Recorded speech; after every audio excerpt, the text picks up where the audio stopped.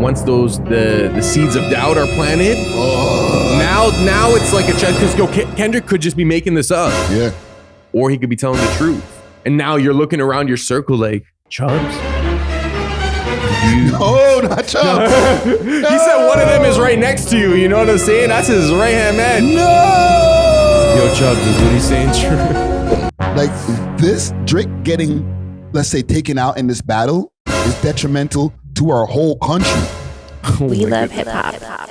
By the time we drop this episode, there might be like 4 more songs in the cut. You know? Oh, man. It's hard to stay on. We just got to start live streaming. You know what? I live streamed yesterday. As I had an impromptu live stream when 616 dropped. Right? And excuse my voice because I was hosting a show last night and I don't know what the happened. Like, now I got this froggy type of voice, but bro, we're in a good time right now. Are we witnessing the best rap beef in history right now? Because I think in total, there's like, there's been like 6-7 songs. If you want to throw in the J. Cole one, even though he disqualified himself, like J-Fold.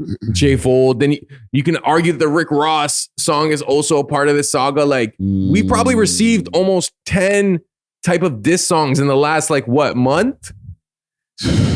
That's intense. You know what? Some of the hip hop old school guys were like arguing like this could never be, you know, as classic as some of the other beefs, like the Jay and Nas beef or the Tupac and Biggie. But I think they're dealing with not ageism. What's the other reverse thing? Like they're just hating on the new generation type shit. Because you're right. Like one, we got AI out of this. We got we're on 7 tracks between the two of them. Between just the two of them. Okay, so if you count Like That as Kendrick's record, and then you had Push Ups, and then you had the Drake, the Tupac Drake Tailor Made. Then you had Euphoria, 616, Family Matters, and then Meet the Grams. 7, just them 2. 7 joints, bro. Yeah. Okay, let's start the shit off. Yeah, let's do it. Oh my goodness. You good? Okay. Big salute to B3. Yeah, big up B3.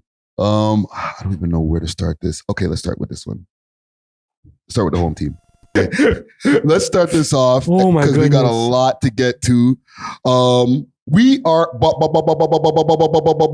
is the world's most smoked out podcast. We love hip hop. Host of the most hosts, Friday Ricky Dread, aka Hoarse Voice Rick, aka Back at It, all that good shit. Okay. Yes. Episode 468, like I mentioned. DJs are in the motherfucking building. Yes, sir. Yes, sir. Air horns for you right there. Yeah, let me get them air horns. Big Shawarma, aka DJ Czar, aka Georgia Czar. Dusty is not here today, but everything I say reflects what Dusty was going to say. So I just want to put that out there that I'm representing his worldview today. You check with Dusty first? No. Okay.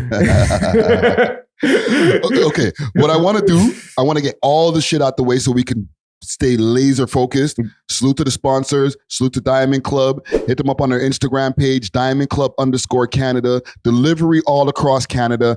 Best loud in the world, okay? Even better than LA, okay? I'm playing. Maybe. Probably. Hit them up once again on their Instagram page, Diamond Club _Canada, and use the code We Love Hip Hop if you want a little discount. Also, if you need the blem, hit up Steamin' Hot Grabber. Hit them up on their Instagram page, Steamin' Hot Grabber. Okay, they got Grabber shakers, Grabber dispense, like the packs of Grabber, all types of good shit. Instagram page, Steamin' Hot Grabber, and use the code We Love Hip Hop for a discount. As far as our week, I don't care. I don't care. Yeah. I don't even want to tell you about my life right now. We have real things to talk about. Let's rip the Band-Aid Friday. We'll get to all of that after because I do want to talk to you about some of your comedy show experiences. Yeah, for sure. Right? But we got action.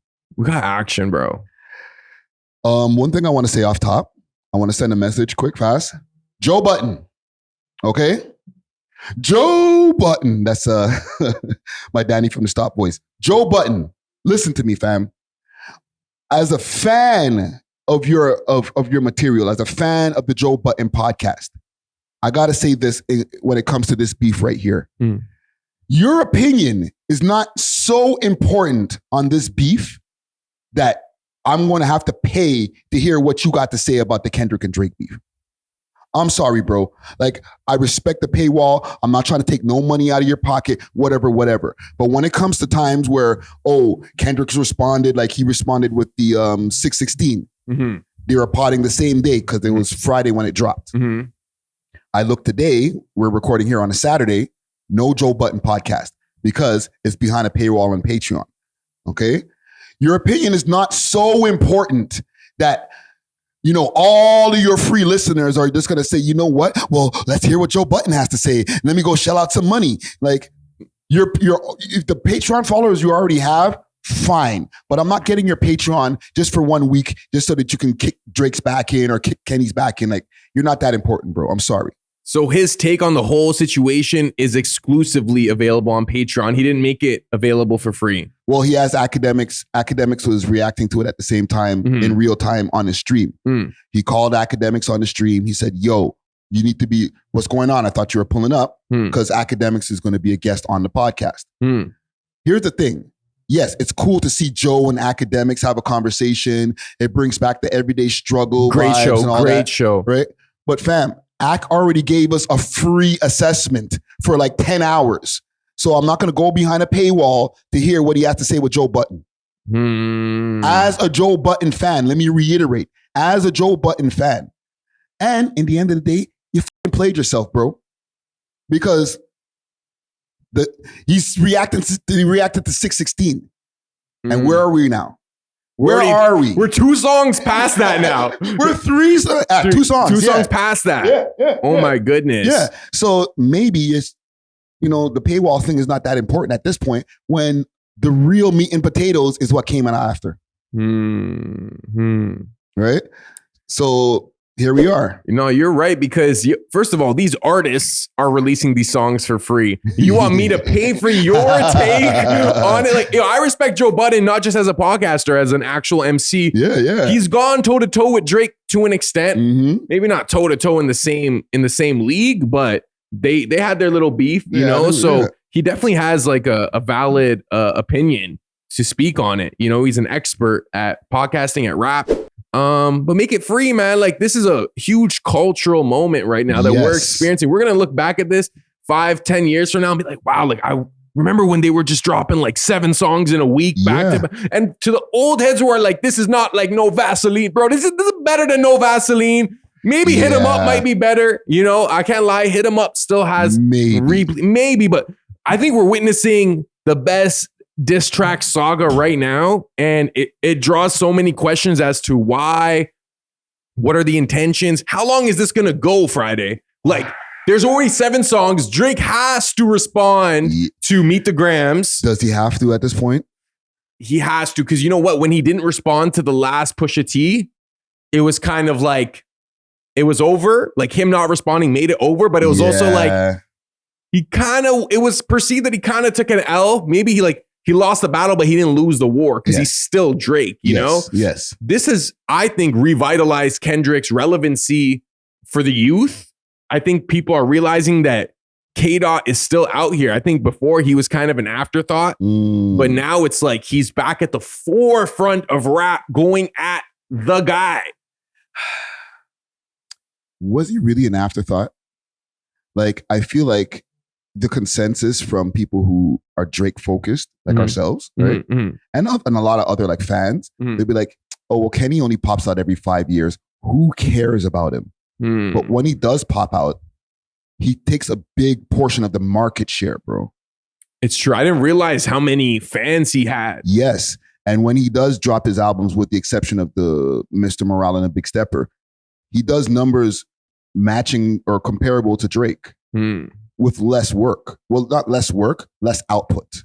Because the output that he does put out, and listen, I'm saying this as a Drake fan, but also as a Kendrick Lamar fan, right? When Kendrick Lamar finally puts out an album, it's so packed with so much shit that, I can sit with that for like a year.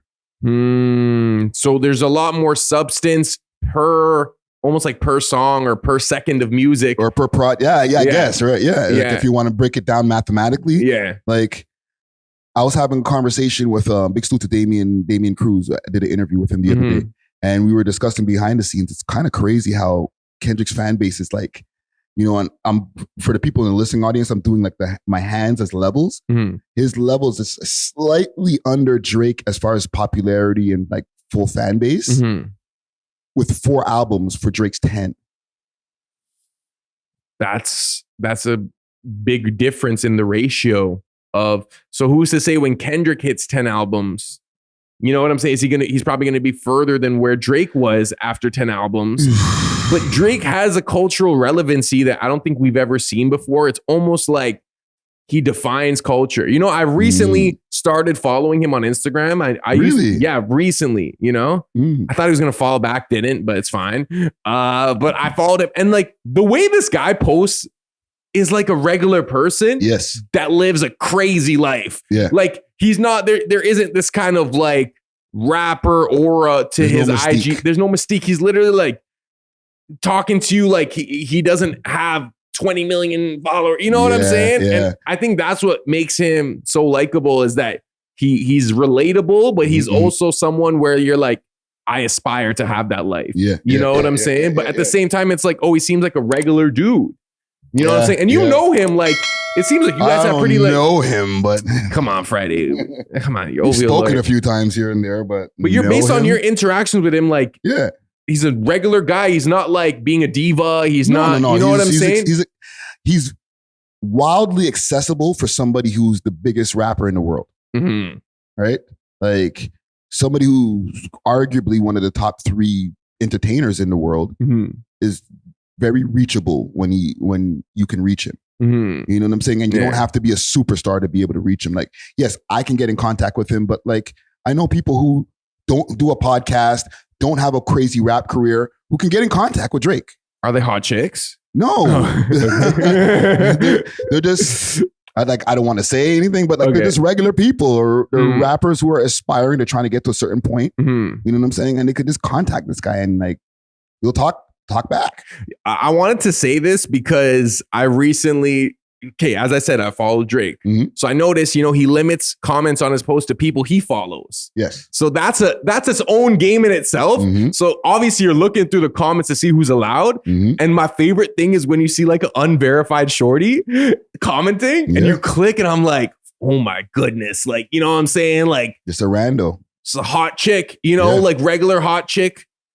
She's commenting and I feel like it's almost like advertising. If you're able to comment on a Drake post, it's like, it's a good look. You know what I'm saying? It's kind of like being in an exclusive club. It is. Like, I see you in the comments. I see YG. I see Kyle from Nelk. I see some athletes. You know what I'm saying? I'm like, oh my goodness. Like, it's an interesting, like his social media footprint is crazy. And it's funny you say that because out of the quote unquote big 3, he's the only one who's doing that. Like J. Cole, for the longest time, I didn't even know he had an Instagram. Kendrick has an Instagram that he doesn't use at all. Like if you go on Kendrick's Instagram right now. Bare archives. Like I swear there's like 2 posts, but one of them has like 25 million views. One of the reels last time I checked. 2 posts? I think there might only be 1 right now. Oh my goodness. And it's like from the last time I checked, because now that all of this has been going on, I've been having to go on Kendrick Lamar's page and check. He has 2 posts now. 2 posts. This one that here has been sitting there since, what's the date you see on that? December 26, 2022. And isn't that the potential father of one of his kids? Who this guy standing right here, Dave Free? Yeah, that's Dave Free, right? Is it? Let me see. Because I don't know what some of these niggas look like. You know what I'm saying? You make rules now. I don't know. Drake is not. Yo, I'm there reading the comment. I'm thinking I'm reading the caption. There's no caption. Okay, let's play some of this stuff. Yes. Because here we are at the present. Utopia dropped. Euphoria, I mean. Utopia. Where do we start, fam? Do we start from Euphoria? We don't have to go as far back to push-ups. Yeah. What last time we did an episode, Euphoria had it dropped because we were like, yo, Kendrick has to respond. Yes. So it didn't drop yet. I believe it dropped on Tuesday or Wednesday, because I think it was Tuesday, because I was on my way home from a gig and that's when it dropped. And I was literally like driving home, like watching Academic stream. Yeah. Okay. We'll play the rest from what we started in the intro of Euphoria, because I don't want to go through the whole intro and all that again. And then take in some of these bars. 20 million plays. It's crazy. Oh, Lord. Lord, help us. It's getting shaky. Yo, I'm nervous. I don't know why. Make Pac turn in his grave. It's no accent you can sell me. When he's talking about, I don't want to talk on no celly. And this is a recurring thing that he keeps on bringing up. Are these guys contacting them? And if they are, what are they telling them? Like, yo, let's not do the beef anymore? Or are they contacting each other, figuring out what the next play is going to be? Like, are we all in on an inside joke or inside play type of thing? I really hope not, because as you know, Friday, I hate being deceived. It throws me off so much because, you know, as a patois would say, like, you know, take me for idiot. Like, that's how I feel. Like, if this is all staged, you know what I'm saying? And part of my patois, I'd definitely butcher that, but I'd be upset. Like, I'd be like, we are literally, they see us as like the pawns, dumb majority of, you know what I'm saying? The dumb like masses. I don't know, man. I do believe there has to be some sort of contact between the camps, whether there's an intermediary artist or person, definitely some kind of mutual friend. But I think technically everyone is winning off this. Like, the audience is winning because we're getting legendary content that we're going to probably tell our kids about one day. Yeah. You know what I'm saying? When our kids are like, oh, listen to this. I'm like, yo, you got to listen to this battle. You got to start from here, then go to this song, watch this reel that he posted. Like, you know, there's so much like. Watch this breakdown video on it. Yeah. Yeah. Here's a What's the Dirt video from 20 years ago. You know what I'm saying? Yeah. Big up What's the Dirt. Yeah, man, they're going to go down in history for this shit, bro. Yeah. Holy. So there's that historical element for us. Kendrick, in my opinion, he revitalized his career. I'm not saying he fell off, but he wasn't in the top 5 relevant rappers prior to this. I would say. Was he not? Like, okay, maybe Drake, relevant in the grand scheme of things. Like, as a DJ, I'm saying as a DJ, yes, there weren't too many new Kendrick songs that I was able to spin. And I'm not one of these DJs that hate on Kendrick. Like, I used to spin some Kendrick, you know what I'm saying? Yeah. Even Good Kid, Mad City. So let me ask you, as a DJ, what Kendrick songs were you spinning in the club? Like, if you have to go into your Serato and choose some Kendrick songs to get the place bumping. Okay, definitely keep it bumping. Good Kid, Mad City. Yeah. That was probably the major one. Swimming pools was good. After that, I felt like it was DNA, Humble, King Kunta. Yeah. You know, even all right in certain like corporate environments, could go on. And like at the time when that stuff came out, I was very like on my like I said, like spiritual conservative. So I felt like Kendrick made music for like Christians or people who are like maybe not fully on like the secular side of things, but still want to partake in hip hop. Like he was like a bridge between the worlds. You're saying some true shit, but like everything that you're saying, it's hurting my head, bro, because all the things that you're saying about Kendrick is the ammunition that he's using to attack Drake. I know, even the 616, like the cross Bible reference, to me was crazy. If that's true, I know some people were reaching there like, this is the day OJ Simpson did this. This is the day, you know, this, that. Yeah. I don't know how much of that is true versus like the audience projecting like potential meanings. But when I seen that Corinthians 6:16, like, you shall not lay with a prostitute. Oh, that's what that is? That's what that verse, I think so. That's insane.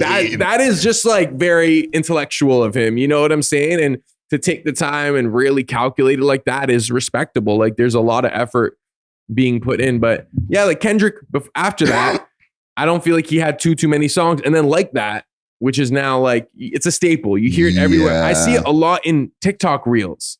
You know what I'm saying? Man, fuck Kendrick Lamar, man. It's Drake all day. I'm trying, bro. Listen, it is Drake. Drake did okay. Don't worry about Euphoria. I think Euphoria has been covered to death. Yeah. We'll stay on 616 and anything moving forward. Okay.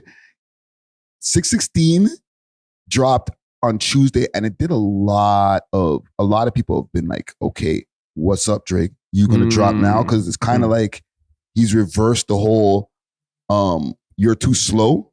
Yeah, now it's like you're too fast. Yeah. Okay, what do you think of 616? I'll let me play it. Let me play it. Is Drake watching this? Nah, I'm not gonna lie, I liked it. Okay, here's the thing. We're in a weird position, all right? Big salute to everybody who watches us. We're definitely known as the Toronto podcast. We've been doing this for how many years? Obviously, people know that we have a favorite when it comes to just our artist. Yeah. You know what I'm saying? Yeah. But we're talking about the battle specifically. Exactly. And I like that you said battle, because what I'm realizing with this is initially, and I think a lot of people see it like this, it's like, can I bump this at a club? How the effectiveness of the diss track comes from how much plays it can get, how much. But now I'm starting to see it more like battle rap. Now I'm seeing it just straight bars and information, and that's what kind of makes it a little more of a closer matchup, because these Kendrick songs, like, they're not designed to be radio friendly, but they're designed to hit hard. He's trying to get at somebody. It's not about, okay, I'm trying to get at somebody. Are you going to be able to shake your ass to that? Yeah. The person who's shaking their ass, and this is the thing. I don't like the fandom that's been happening on both sides, but the Drake cope that's been happening is, well, you can't play it in the club, so it's not fucking relevant. I've been hearing that a lot. And I even thought like that initially. Yeah, but we're not doing that when we're like you said, when we're talking about two guys trying to get at each other. It's not about who can get the biggest club hit. And the person who's bumping to whatever in the club, they're not taking in all of the things that the person's saying about the other person. You can't possibly, like, you can't, it's even hard to follow along while the music's playing and you're on Rap Genius. Like, you might have to like pause the music, look at Rap Genius. Okay, next bar. Like, because it's so loaded with information. So I think once you start to look at it as a battle, take the club out of it. Who cares about the club? Yeah. We shouldn't talk, because I think the whole thing with the club is that because back to back was a good diss and you heard it everywhere, that became the standard for diss tracks now, where it's like, it has to be playable, you know? And yes, he did set the precedent, because prior to that, and this is the discussion because rap battling has become a big discussion. We were like, what other songs got played in the club that were beef records? And the only thing I could really think of was like Hit 'Em Up. Hit 'Em Up. You know what I'm saying? Let me think. There's no like 50 Cent Ja Rule disses out there. Like I Smell Pussy or Wankster and different things like that. Wankster's, I've heard that. Yeah. You know what I'm saying? Yeah. So there has been, okay, so I guess we can't give Drake for setting the precedent for making a club diss song. I would actually have to give it to 50. Yeah. But a lot of people see a lot of 50 in Drake as well. He's paying homage to 50. Yeah, he even mentioned him in the push-ups. So you definitely can't remove 50's influence from it. But I do agree that in this new modern era, especially with like even my generation, because I was like, when Back to Back came out, like, when did that come out? 2016? I think it was like 2015, 2016. Like, I was early 20s. Yeah. Everywhere you're just kind of like getting really, really into hip hop. So like the impact of Back to Back is more remembered right now for the younger generation, even like people younger than me. Yeah. So that, right, like you said, set the precedent. But now I think Kendrick's setting a totally different precedent. And maybe Kendrick is he a better battle rapper than Drake? Because I know Drake has bars too, but right now, like, it's a lot. Like, we need a Drake response. It's weird because in one sense, people can say they can debate whether Kendrick's or Drake's the better battle rapper, but they're both playing two different games. Like, Drake's trying to get the whole masses to be like, ha ha, and memorize different things about that person. Like, in like, you know, what would be the word? Not sing-songy ways, but like catchy. What are the things they do for repetitive jingle jingles? ways? Oh, okay, yeah, right, yeah. Like shake that ass for Drake, then shake that ass for Free. Yeah, or right? like Metro shut your Metro shut your dumb ass up and make some drums, nigga. Like shit like that. Like their captions, it has a lot of shock effect, and that works. You know what I'm saying? That's a style of battling that's very effective. You get the masses saying, "Ha, this guy's a clown." But what Kendrick is doing is a cerebral battle. Yeah, it is war of words. And his cerebral battle is like picking apart the character so that when you look at him saying these things about Kendrick, it's going to make it harder to believe him. Yeah. It's a crazy thing. Like it's kind of eerie, bro. It's kind of like when you're say you're in court and you're trying to get this person to like get the jury to say this guy's guilty. You're going to defame his character. You're going to delegitimize his credibility. Yes. And I think Kendrick kind of has altered the perception of Drake not because we didn't know a lot of these things about Drake. I mean, we don't know if he has a daughter or not. He said he doesn't. He's like, he put on his story, right? Yeah, he jumped in right away. Right away. Was like, nah. Yeah. They're making up fake stories or fake daughters or whatever. And people in I guess the industry or the scene maybe knew some things that Kendrick already said. But I think it's because Drake is perceived on this pedestal that this kind of humanized him. Yeah. And almost like, instead of him being like a deity, he's just a very, very successful man. Yeah. You know what I'm saying? So I think that could be a permanent fix on how Drake's perceived now after what Kendrick has said. And Kendrick's accused him of some things that are not friendly. You know what I'm saying? And he's going at his dad, his mom. He gave Adonis some advice. Like, that's the type of shit like, I'm so glad that I don't rap no more. Like, yes, we get criticism as podcasters. People have come at me before publicly and said some shit. But like, when you're a skilled rapper trying to dig under somebody's skin like that, bro, I don't think that I would have the temperament to be able to not want to go punch Kendrick in the face. Yeah, I know what you mean, because now it's very personal. And vice versa. You know what I'm saying? For like the things that Drake is saying about Kendrick, like, okay, let's play some of this shit for our listening audience. Let's play, because we're talking about it because we've heard all of this shit. Big salute to the sponsors, Diamond Club, with delivery all over the GTA and now all across Canada. They got the best selection of flour, edibles, and pens, and all types of goodies that you need. You can find them on their Instagram page, DiamondClub_Canada, or you can find them on the 7 Days of Weed app, as well as the Leafy Things app. Let them know that you heard about them through the We Love Hip Hop Network, and they may give you a discount. Big salute to Diamond Club. Cheer! But there might be some listening audience who, I don't know. Nah, they definitely heard it. Everybody's heard this shit. If you listen to We Love Hip Hop, you've heard all the tracks already. With a prayer, then close my eyes. Okay, is there anything I'm missing in here? Because like none of this to me is about Drake. But like I'm not enough of an internet super sleuth.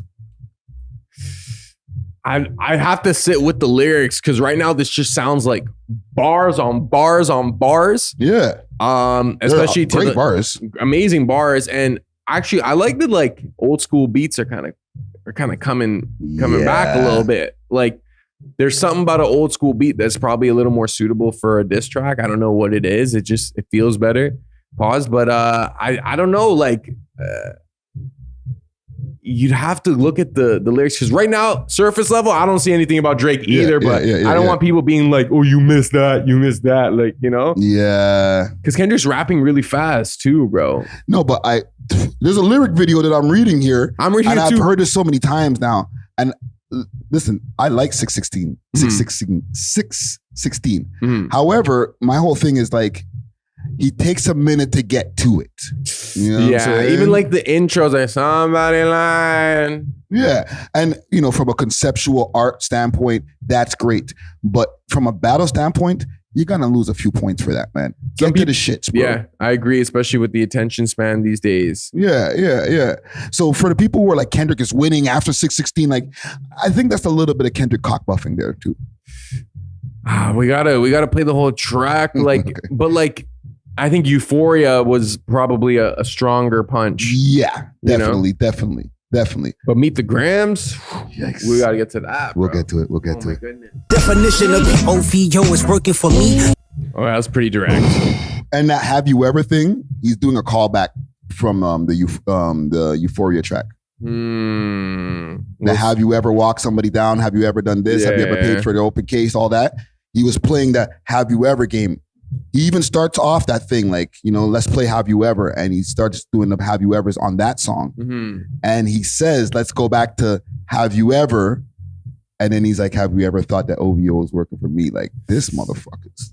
You know when you can reference yourself and people still understand it? Like, let's continue that game that we started the other day. Yeah. And even he mentioned his manager, Anthony Saleh, and then Cash. Yeah, because the whole thing with the Anthony or the Ant stuff, right? Remember when what was it? It was when the first track, Like That, dropped.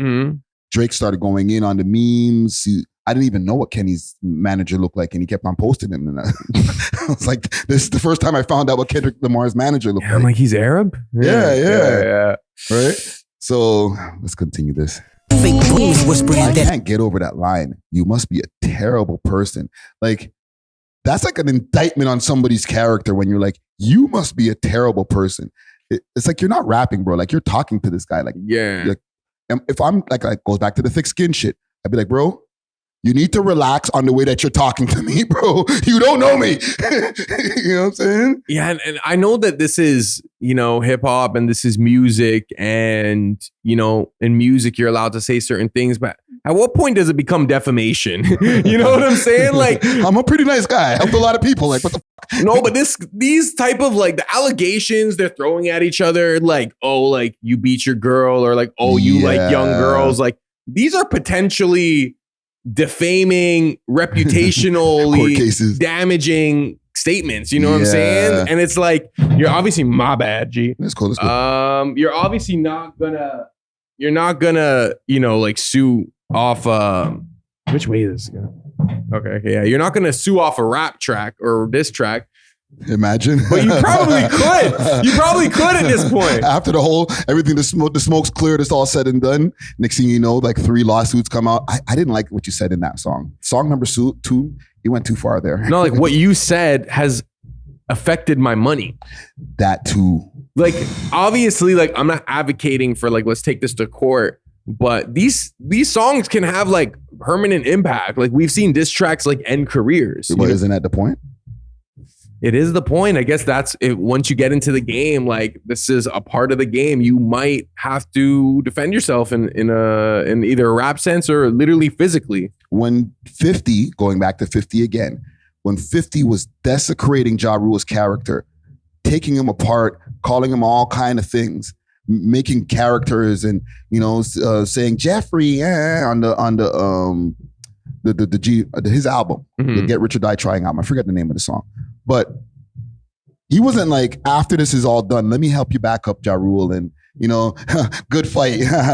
Nah, fam, kicked you down. Now I'm up. Goodbye. I control the market share, and you don't have it no more. Because prior to that, Ja was controlling the market share. He was getting the most records sold when he drops. So this is for keeps, these battles, bro. Yeah, and also like from a legal perspective, like can excessive diss tracks be considered harassment? No, because you guys decided to engage. Yeah, I can tell. Yeah, if this was to go to court, they'd be like, well, this is a consensual part of your industry. You know what I'm saying? Yeah, you kind of said that the guy beats his wife. Drake, you can't make a court case here. You know what I'm saying? And vice versa. Like, Kenny, you can't say anything about, you can't sue the man for that because look what you said about his kid. I know, but I think it can only go one of two ways. Like, this is either going to escalate to violence. Oof. Or they're just gonna dead it after maybe a few more songs, but like I don't think this will ever truly end. And because they're both at the top of the rap game in a sense, it's gonna change the landscape of music, or at least hip hop. I think it can change it for the better in one way where everybody's so in tune to lyrics and able to follow along to bars and stuff like that and doing investigations into what the bars mean and stuff. People are having so much fun with that. That could become a trend. Dissecting lyrics. Yes. Yeah. So if you don't come with something that needs to be dissected in any way, we don't want to hear you.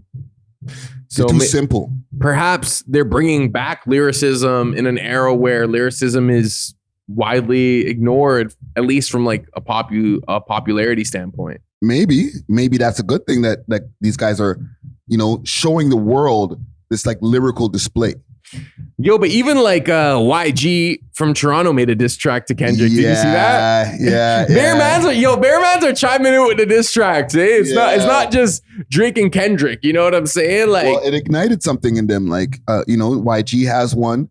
I heard Damian Cruz's song Behind the Scenes. He's going at Kendrick and a few people as well. Like Future and a few other people.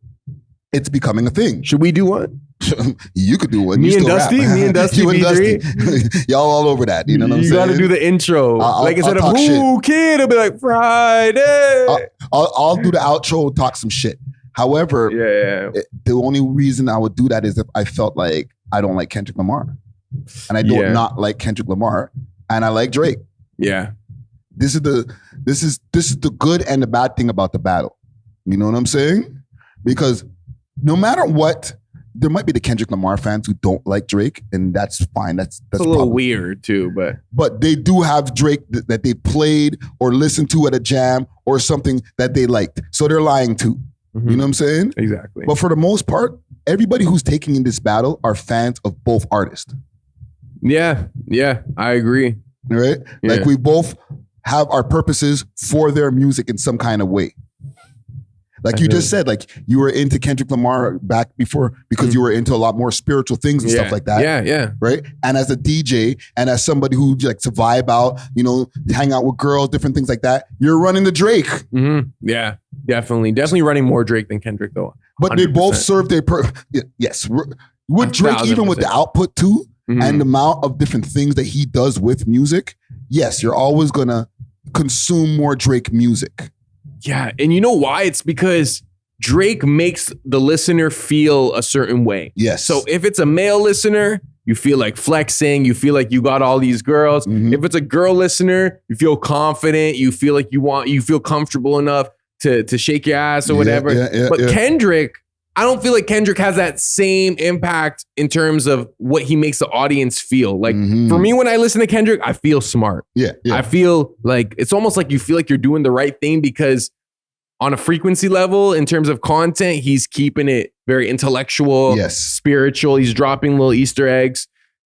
I don't know how Kendrick makes girls feel, but I didn't really see too much girls like twerking to like Humble or DNA. No, but he has a section of the women that are like what they call the shea butter Twitter, and sometimes and the earthy chicks, other people call them. And the same like type of chicks that like Talib Kweli. Yeah, or they might like R&B. That's like something for the soul. They might like Eric Badu.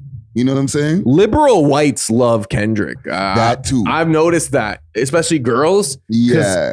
I feel like a lot of liberal whites, like when they want to hear rap, they don't want to hear something that is degrading, or they want to hear something that feels intellectual to a certain degree. Yes. And Kendrick kind of serves that on a silver platter. Yeah. Whereas, they might see Drake as like, he's a misogynist, he's a narcissist, he's this, that, But he didn't start off that way. And that's the problem that a lot of people are starting to have with Drake. That over time, he's become more of a heel. He's become more of in his villain arc where he came in the game super vulnerable. He came in the game talking about getting played by girls. You know what I'm saying? Where now he's like, F him and leave them. He's got wedding rings for all the girls that he was going to marry but didn't. And like all these different machismo type things.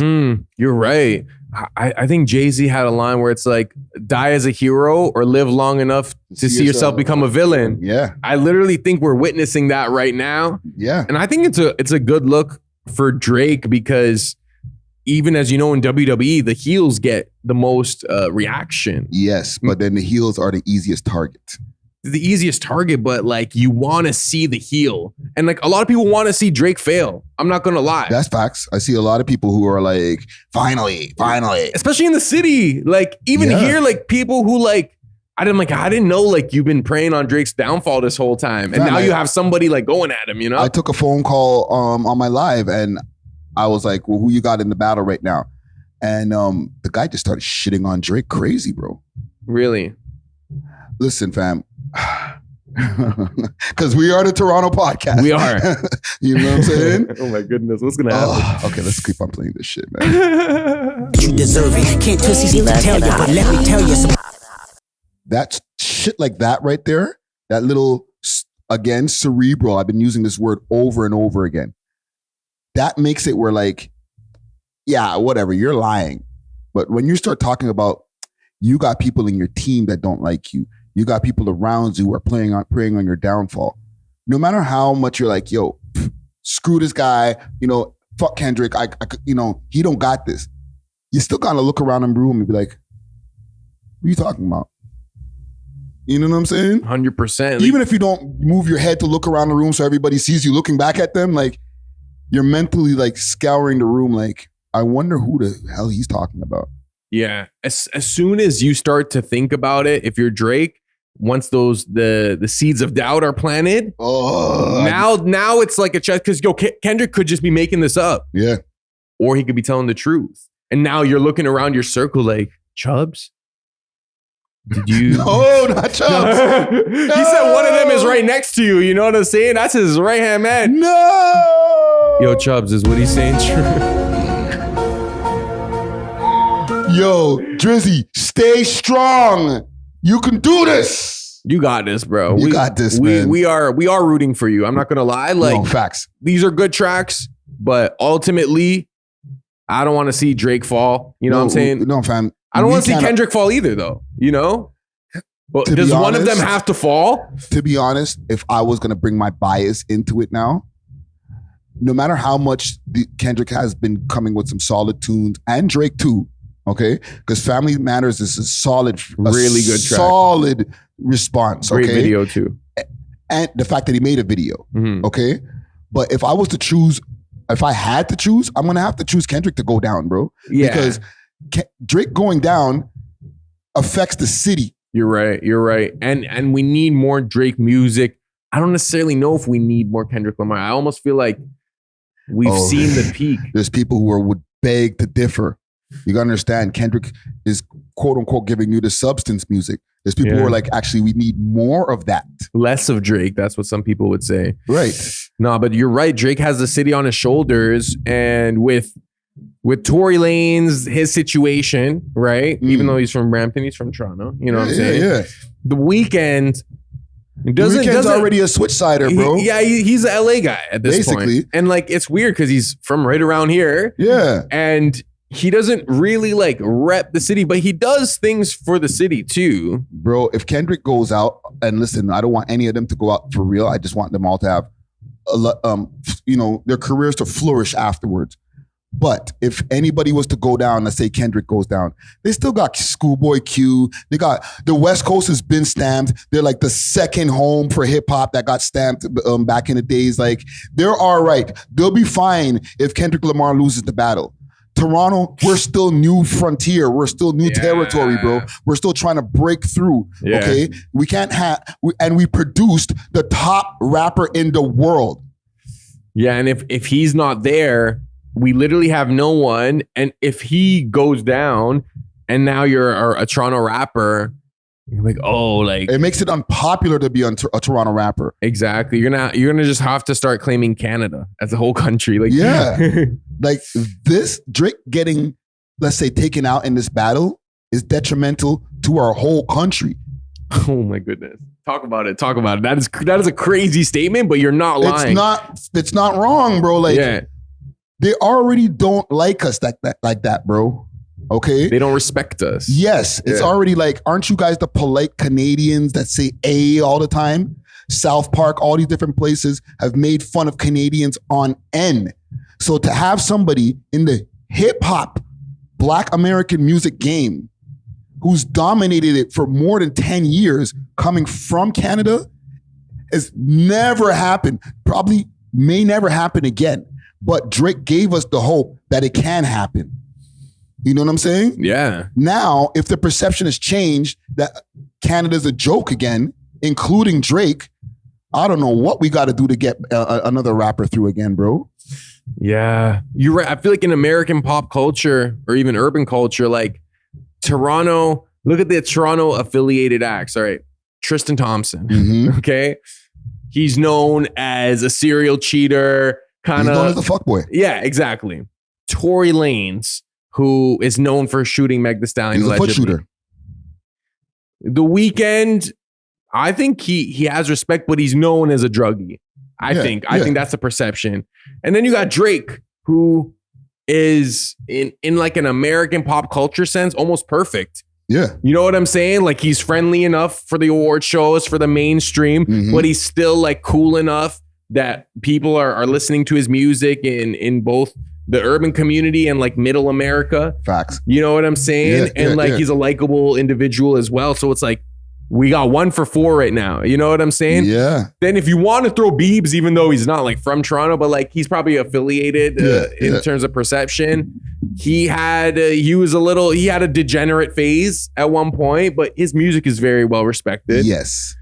But he's also just the different things that he has on his record, One Less Lonely Nigga and all that type of shit. And then the Jaden Smith thing that just dropped. You're right. No. Drake is our only hope, bro. He's our only hope, bro. And it's partially our fault because while he's been running it for the last 13 years or whatever it's been, nobody else has been able to pick up the baton. Like there's a multitude of talent in this city, but nobody's been able to rise past, let's say, the Tory level to be at least, okay, next up to Drake. If, they don't know him, they know this person. Yeah, I feel like Nav is also like worth mentioning because he is affiliated with Toronto. Yes. But he doesn't have that mainstream personality, even though he does numbers. Like he does mainstream numbers and he makes good music. He has diehard fans, but he doesn't have that forefront type of personality, at least that we've seen so far, right? And he's been on an uphill battle. Like he's been in that category, kind of like how Wale and Russ maybe has been, where like people know him, he has a fan base, but it's also cool to make fun of them. Yeah. He did have there was a period of time where people would love making fun of Nav. Yeah. Because he wanted to be seen or because he's doing this. Yeah. He seems like a pretty chill guy. You don't want to be put in the internet in that category where it's cool to make fun of you. You know what I'm saying? There's hashtags that are anti-you. You know what I'm saying? And it's a trend. The people who are making fun of you, they might not even hate you, but they're sheeple, right? So they're just going to follow whatever the trend is. And they're going to be like, okay, cool. Like, I hate you too, but low-key kind of like your music. But they don't want to be like uncool to their friends. Yeah. You know what I'm saying? But in terms of what you were saying, where during that, let's say like currently 13-year reign or whatever, right? Of Drake, probably even more, like, or maybe 2010. I don't know. Let's say 2010 to more now. than a decade. Yeah. The closest that we had a local star like rise up in the American eyes, would you say it's Pressa? Past Tory Lanez, like after Tory Lanez, like, I would say Pressa. Yeah, Pressa, right? Like for the rap side. Yeah. Like we've had like obviously R&B singers, Jesse Reyes, Daniel Caesar, a bunch of different people who get their respect out of Canada. But like for the rap side, I would say yes, Pressa. And he also got a lot of notoriety for dating Coi Leray, who not only is a pop star, but the daughter of Benzino. Yes, but so with all due respect to Pressa, because we fuck with Pressa and the whole BFR heavy, they're still considered in the grand scheme of things in the B tier of celebrity. Oh, like borderline underground, like not fully underground, but not mainstream crossover. Like they're still in the circles with the NLE Choppers and Roddy Rebels and different people. But they're not in and they get around the Offsets and the Cardi B's, but they're not in those circles. But that's still a good tier of rapper to be in. Like NLE Choppa's doing numbers, Roddy Rebel, like, you know what I'm saying? Like you're established at that point. perhaps it's B-list, but it's literally like he probably would get recognized if he went to the States. He'd probably get recognized right away. Everybody in his peer group or even other guys in the higher peer groups, they know who he is. You know what I'm saying? Now, does his numbers go where he's as rich as some of these other rappers, or like even like going now into the higher tiers, the A- and the A tiers? Like, you know what I'm saying? Tory Lanez was kind of in there. No, Tory Lanez was full-fledged mainstream. Yes. Like, he was like damn near Billboard Hot 100 type. Yes. You know? So Tory was our last hope, to be honest. And he's not even fully a rapper. People consider him an R&B singer more times. When they mention him as an R&B singer, and then he has to prove to them that he raps all the time. And he got bars, bro. Tory he can goes crazy. Rap. Yeah, you know? yeah. So it's kind of tough. I wanted to be like he shot himself in the foot, but he shot Meg in the foot. Allegedly. Well, not allegedly, but allegedly to us. I hope it's allegedly, but I heard some wild stuff about her. But anyways, enough about Meg the Stallion. Let's continue this shit. Game, cause I can see. Okay. So that dropped. That was Tuesday. Or no, that was yesterday. My bad. Was this so crazy? This was yesterday. This beef has like altered my perception of time. Yeah. All right. So now let's get to the Drake track. Yes. Okay. We played a little bit of it in the intro. Family matters. Right. Big salute to JD Era. Big salute to Stove God Cooks. I was hosting the Stove God Cooks show last night. How was that? It was great. Amazing show. This is why my voice is like this. Yeah, you went know what I'm crazy, saying? eh? I was hosting, just going wild that night. You know what I'm saying? Mm. And while this was happening, I'm seeing on the internet like academics posting, something might happen. I seen Drake posting his stories, a yellow tape. Yeah, I did see that. Yeah. Right. And just a little bit of insider baseball here.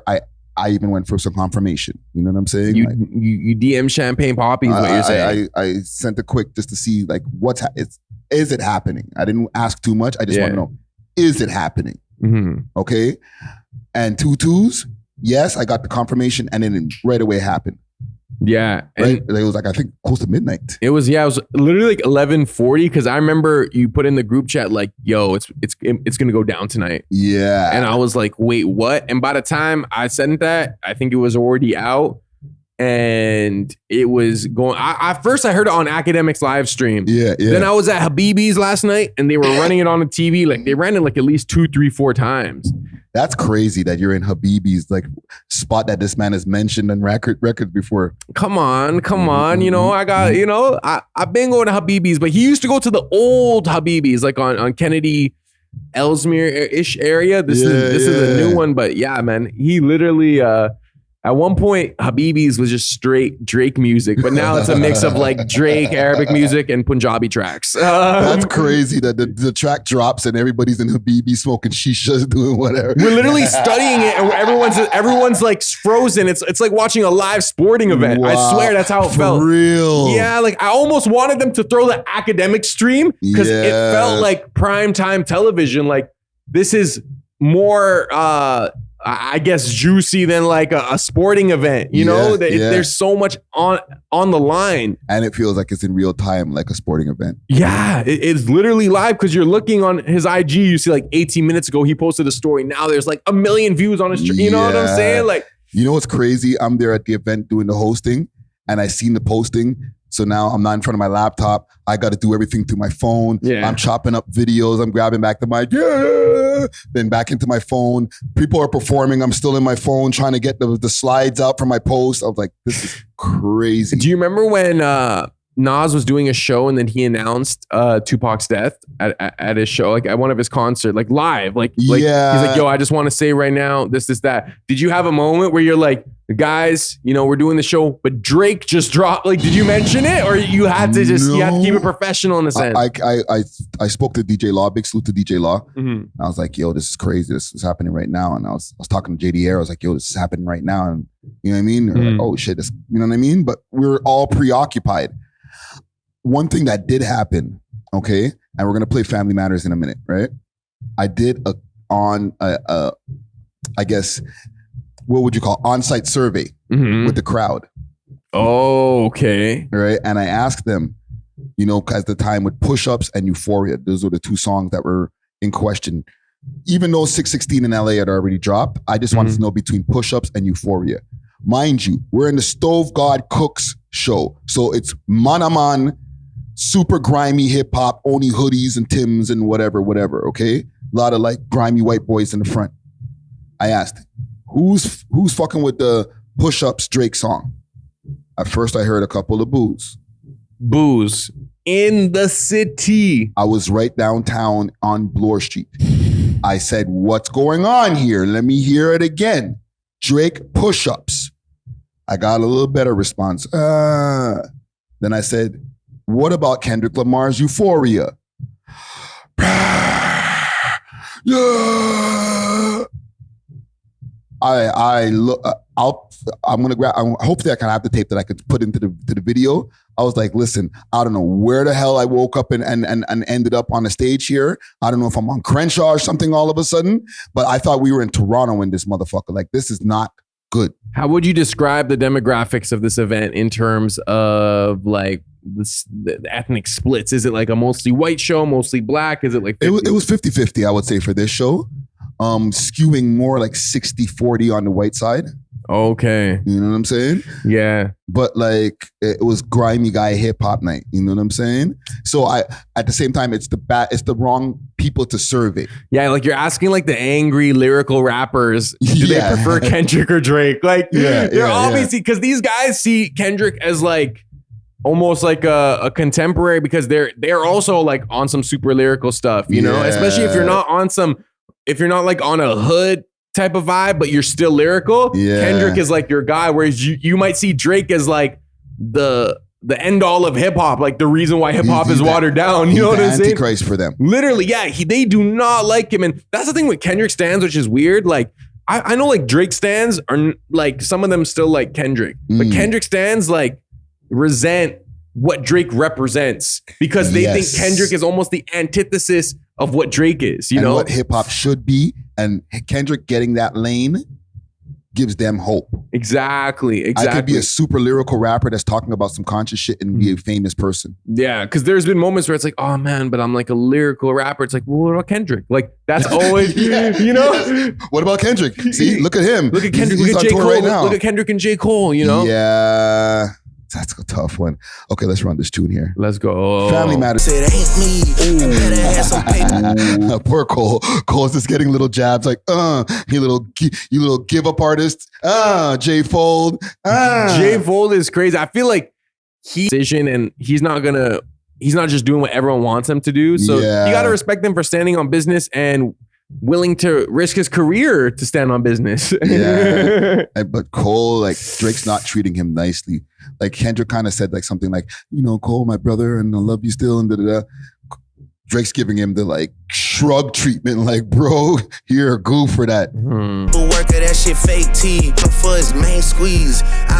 Quick fast. What I like about this too is he's responding to Euphoria. These are fresh bars. Okay, he heard what Kendrick said about them getting robbed and Ray Tay and him being, you know, the things that would make Gunna blush. He's responding to all those. So these are not, oh, I had this in the vault. Like, he cooked this up right now. Yeah. So I rate this. Begging for attention, nigga, say please. And everything that's in between. See what I mean? Yeah. Those are literally direct responses to Euphoria. Are they also responses to 616, do you think? Because didn't he have or maybe he said in Meet the Grams where how he hates black women, or like how he like hypersexualizes black women. Meet the Grams, which we'll get to as well. He didn't get to hear that yet, but 616 dropped earlier. Yeah. And I don't know for sure, but I'm imagining that this guy had most of this done. And he waited, he heard that. Let me add a couple of more bars in. Mix this down. Let's get this out tonight. Yeah. Right? Like, we're not hearing bars that have been like cooked up over a week. You know what I'm saying? We're hearing bars that are being cooked up over the like 48-hour span. Which gives these guys way more credit for their skill level to be coming up with these types of. Some people are saying that the lyrical level is not as high as they want it to be. I don't agree. Well, it's super high. These guys are rapping at a very high lyrical level in short spaces of time which is amazing. Yeah. On both sides. Mm-hmm. You the black messiah, wifing up a mixed queen, and vanilla cream to help out with your self-esteem. Oh my Right there. Oh my goodness. The mixed queen, because his wife's mixed. Yeah. Right? His wife is half black, and then her mom is half white and half black. So she's 3/4. She's black, bro. Like, I mean, she's mixed, but like she's 3/4 black. But that's black, isn't it? I don't know. I don't know the rules. Drake's black too, right? Yeah. Even though he's half, she's got 1/4 extra on him, kind of thing. Like this is where it's getting really stupid with the conversation. But the other line, and you got to put vanilla in your cream, vanilla cream, because he's like, yeah, your wife's not fully black, and you white girls. To, you know what I'm saying, to bring your self-esteem up. That the only reason that discredits Kendrick is because he's such on like a black power type of messaging. Yes, and he admitted to it in his own records. Yeah, and nothing wrong with some white broads, you know what I'm saying? But if you're like super pro black, you probably shouldn't do that. You know what I'm saying? Like, hey, I don't know. Salute to the milk queens out there, man. Shit, I wanna know what we could have left the kids out of this. Don't blame me. Yeah, I don't know. I'm kind of conflicted on that line because he's like, "Why you never hold your son to say cheese?" Right? Like I never see you holding your kids, but at the same time, nobody has to show their kids to the public, including Drake with this whole daughter allegation. Nobody's obligated to show their kids to the public. Yeah, I just think Drake is so. I wouldn't say transparent with the public, but he reveals a lot of his life. Yes. Like you'll go on an IG story and it'll be like a random Adonis picture. Like, you know what I'm saying? Yeah. Like Kendrick has 2 posts. Drake has like 8 pictures in one post. You know what I'm saying? Yeah. Of like his day. And Adonis might be just in the post. Yeah. Like they're so like well like placed. Everything like it makes sense. The aesthetic is there. So and I think he's his own social media manager too. I don't even think he has a manager. Like a social media manager. My boy said Drake has a special Instagram. Like Instagram, the company, like beefed his up. Potentially, probably not, but you never know. You never know. Here's the thing. That timing right there, Kendrick had no time to respond to that on Meet the Cramps. So we're going to get another Kendrick verse. Because if those allegations are in any way true, that is wild. Is being what is it called? Jacket? A jacket? That's a jacket, yeah. A jacket. Is being a jacket as a rapper worthy of like career ending consequences? I don't know about career ending, but it does take a lot of points off your record if you're supposed to be some kind of a guy in any kind of way. Well, that's the thing with rappers is that you're expected to be so cool and like people need to aspire to be you. Yeah. But the moment like they find out you're kind of a cuck, it's like I don't want to hear that, you know? Like you see, I mean, shout out to No Jumper, Adam 22, but like that was a polarizing situation for him because a lot of people who were rocking with Adam aren't down with that part of his life, you know? So it almost like you lose a little bit of credibility, but you might gain a whole new audience too. I don't know if you want that audience. Cause if your GM is your BM secret, babe, I know you like to keep it short. See, right there, like as a Drake fan, he could do better than that. I know what you mean. He's not going crazy. Yeah. He's giving you a bop. He's giving you something that can bump in the club. And everybody's like, yes, that's what we need. But like, no, kill this nigga, bro. Go at his neck. You know what I'm saying? Yes, the Dave Free line, very scathing. But after that, I don't want to hear about short bars or whatever. Yeah, I feel like those are kind of like filler bars until the next like major revelations in the lyrics, you know? But whereas like, I feel like maybe Kendrick was just like straight revelations. No. As the O.W.O lawyer, back again. Let's hear it. Kendrick did take a minute to get to it on the freaking Euphoria track. On Euphoria, yeah. Like, bro, get to the... I don't need a whole verse about how much of your esotericness and how much of your, you know, your sense of I'm jumping planets. Yeah, like, okay, your spirituality, yeah, we get it, bro. Like go at Drake. Hurry up. Yeah. Right? So we got to give them both. Let me paraphrase. Take this shit. If Drake shooters doing TikToks, nigga really shooting in your gang by that one hoe win. Now, Hold on, let me just play the rest of this bar. Give a fuck, I just lip lock with her. I get I heard that's about Bella Hadid. Is that? That all beginning, he's off of Kendrick. He's on A.W.O.L's neck. You know what I'm saying? Oh my goodness. Like all that in the beginning stuff, like him and The Weeknd have some shit to deal with, bro. For real. I wonder why it escalated. Like, yo, just focus on Kendrick. Like, why? I get like I mean, he's using his time. He has so many people that were getting at him. It's impossible for him to just stay on Kendrick. Like, there's other people who need to be addressed. But yo, Kendrick stayed on just like mentioning Drake for its entire those 2 songs. It's a 20v1. 3 songs. It's a 20v1. Even though Kendrick tried to flip that bar and Drake flips it back over here, he does a reverse Uno on the track still. It's still true. Mm-hmm. He got sneak attacked by like 5 guys, bro. Yeah. You know what I'm saying? Yeah, he does have to address it. But he changed the beat, so. Yeah. 7 minutes and 7 when it's war time, I ain't even rich y'all niggas put it in. Now, wow. Rick, right? So Rick Ross too, but that Ozempic bar gonna come back and bite him in the ass. The man said your bitches gotta drive 2 hours to give you guys a blowjob, right?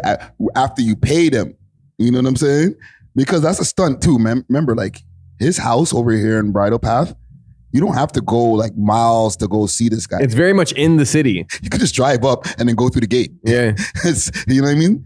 Accessible, like you were saying again. Yeah. You know what I'm saying? Yeah. I'm not scared to move around my own city. You know what I mean? Where Ross is like acres out in like Atlanta somewhere. You don't even live in Miami, I don't think. Security guards, like non-street affiliates. Yeah, you security know? guards and horses and cows and shit. Started up a snowball cause my last wreck got a little more pride. That's why all your friends dip into Atlanta paying just to find a tour guide. I thought he was gonna get back to Kenny, but he hit Kenny with a one line and then went back to The Weeknd. Back to A.W.O.L. Yeah, he's saying that your music gets played where the white boys, where they have more pride. Did you catch that bar? Like pride? Like, yeah, like not like pride fights, like Pride March. You know what I'm saying? like Church Street. Yeah, and that's why you guys moved to Atlanta, because Atlanta is known for a high population of the LGBTQ community over there. Really? Yeah. I didn't realize gay people love The Weeknd. Listen, I didn't realize it neither, but I'm not a big Weeknd guy like that. You know what I'm saying? I'm a rap fan. I mean, I feel like now it's gonna sound gay if I'm like, I like The Weeknd's music, but he doesn't make like fruity songs. But, you know what I'm saying? Like, he makes good music. I can see gay people liking this shit too. You know I'm blinded by the lights. Right? All that coke music and all that type stuff too. Yeah. You know, you got something there, Drizzy. Hey, run your fucking bread, need to buy some more chain. Punk sissy from the north side. Rock. That's a A.W.O.L too, right? All that's all A.W.O.L. And you know, punching at his manager, you know what I'm saying? Like just going crazy on those guys. They're gonna have to work it out behind the scenes somewhere, because if they see each other in public somewhere, they're fighting, bro. It'll be literally, remember on live we were discussing what would happen if they it would be that. They're crashing out. I can't talking shit again. Gas cause you hit my BM first, nigga. Do the math who I was hitting in. Oh my God. A$AP. And Rakim, because ASAP's real name is Rakim. Rakim, named after the rapper. Exactly. Yeah. Right. So for any of y'all like younger heads who are like, who's Rakim? Or why is he dissing that old school guy Rakim? Like, no. ASAP's name is Light Rakim. off the fat on the first one, trying to get it in. Ask for Jesus Christ, this guy's going off. yo, this a good idea. I just want to say it's crazy that Drake acknowledged that A$AP, like he confirmed that A$AP smashed his BMs, own it. Sophie or whatever. Yeah. And then he said, but guess who? Who do you think I was hitting? And he's literally your like BMs. You know what I'm saying? Like the same thing happened to you, bro. Yeah. You know what I'm saying? And your chick's super famous, so it's harder to snatch your chick. It hits a little harder when it's Rihanna, because like Sophie, whatever girl, like she wasn't really known. Everyone been knowing Rihanna. Exactly. It's harder to get a freaking super famous chick that goes pop star than, you know what I'm saying, with all due respect, than to get the girl that adult. Yeah. Next time you cut it in a bed again. My stomach, we ain't never really been through it. Lil Wayne here fucking. Okay.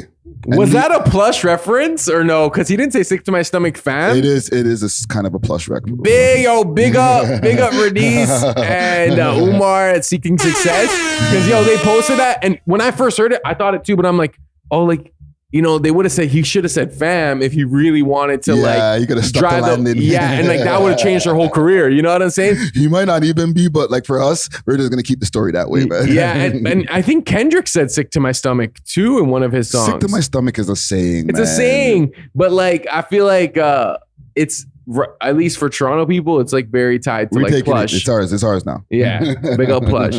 Big up Plush. So I know he had to be an influence. These niggas had a plan and they finally found a way. What I was gonna say there, quick fast. He didn't have problems with Future, so he was like, I don't know, that's why he got sick to his stomach. He's like, we ain't even going through it. Like, what's up, man? Yeah. So he's still kind of confused, right?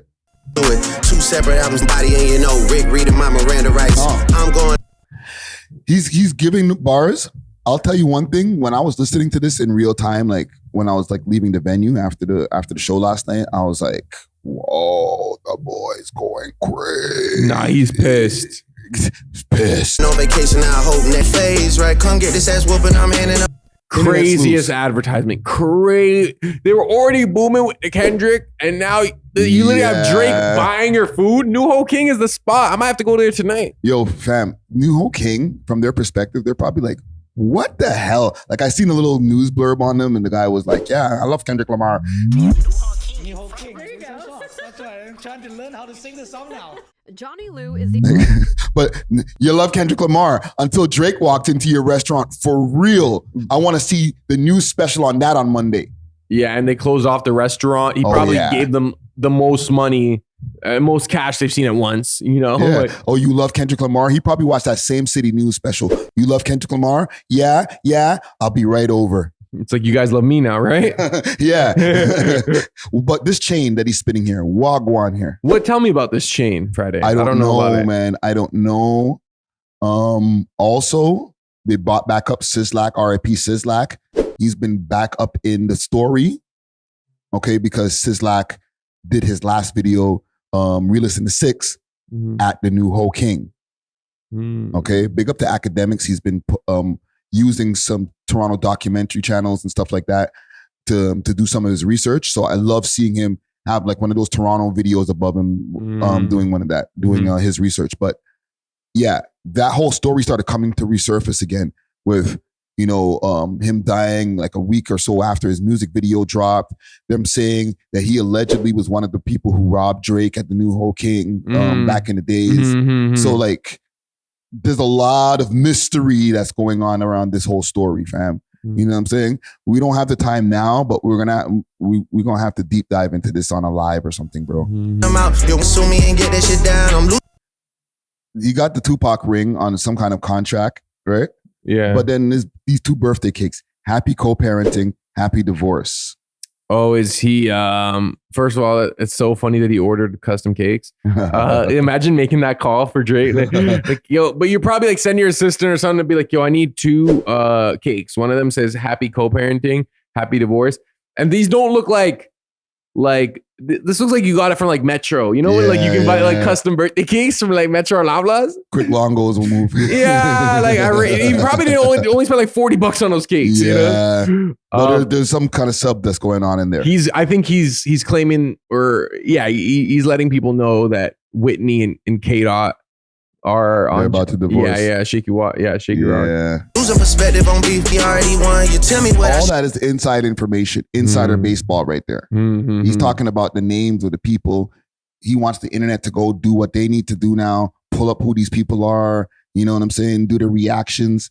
We're all working together with this beef here. The internet, the blogs, the reaction people. They're not just doing it for the 1v1, yeah. Right? Or They're like doing it for fans. us to take the shit, dissect it, and then make the songs live longer.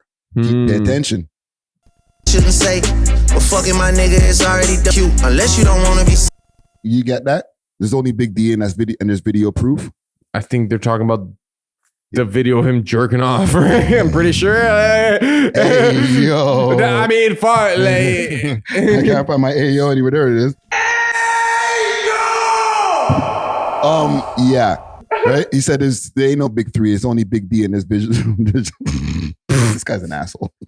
Seen with any mess cause she bigger than you. Your back is up against the curb. You digging for dirt, she be digging for proof. Why did you? guy's going off, bro. Oh my goodness. This is an expose.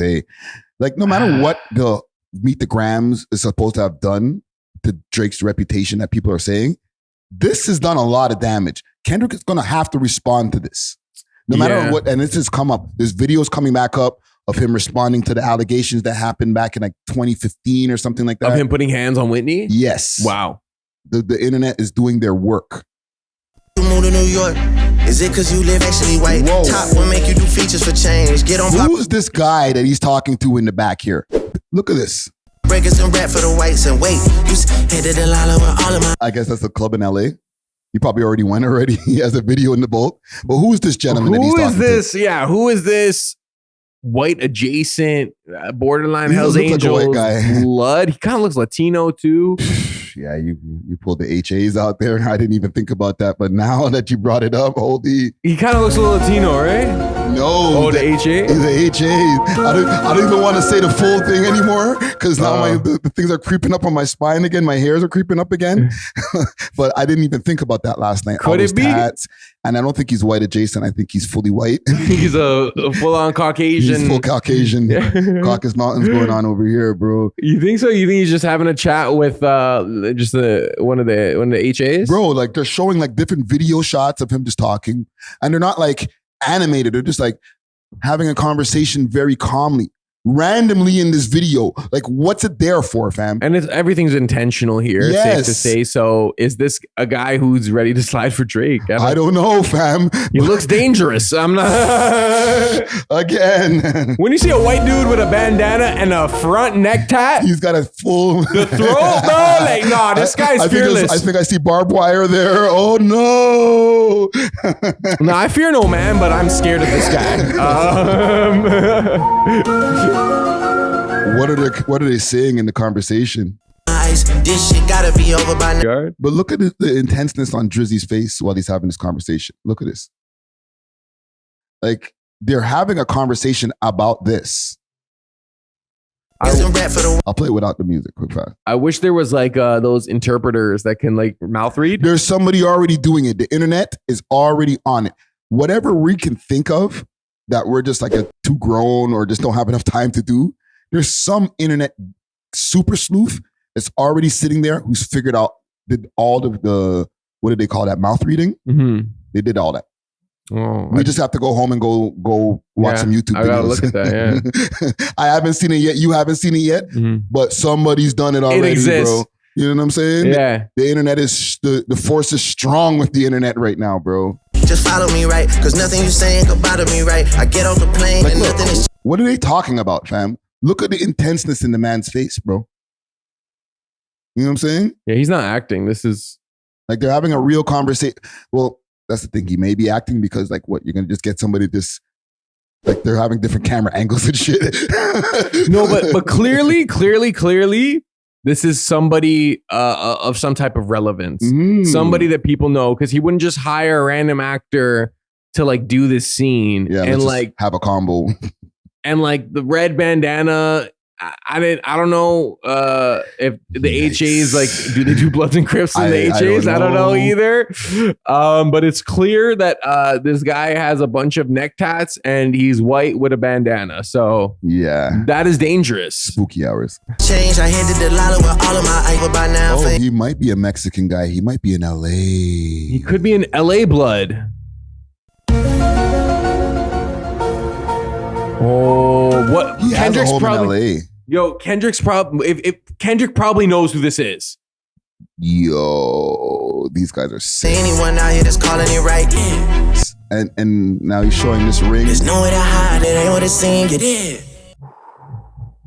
Give him 1, 2 little one, right on the way out. So, and we're almost an hour and a half into this one topic. We got like only a couple other topics, but salute to the audience who's tapping into this right here.